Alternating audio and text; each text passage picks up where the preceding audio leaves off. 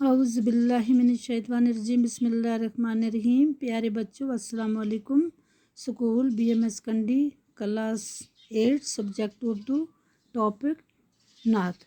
प्यारे बच्चों, हमने नात का सबक परसों पढ़ा था पेज नंबर 21। आज उससे आगे पेज नंबर 22 पढ़ने जा रहे हैं। बच्चों, ये एक नज़म है जिसमें आपने पहले भी पढ़ा है। ये लिखी है अल्ताफ़ हुसैन हाली ने।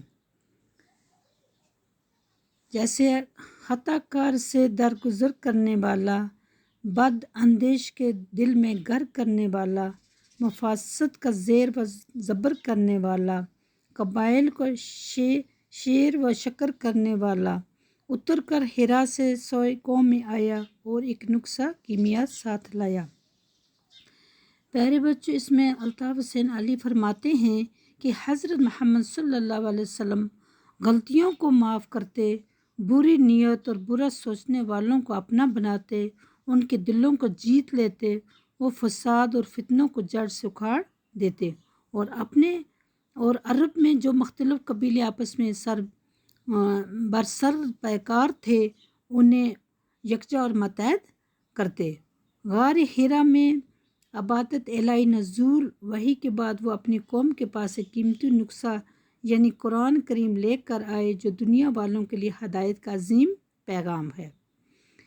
मिसखाम को जिसने कुंदन बनाया, खरा और खोटा अलग कर दिखाया, अरब जिस पर किरणों से था जाए छाया, पलटती बस एक आन में उसकी काया, रहा डर न बेड़े को मौजे बला का, इधर से उधर फिर गया रुख हवा का।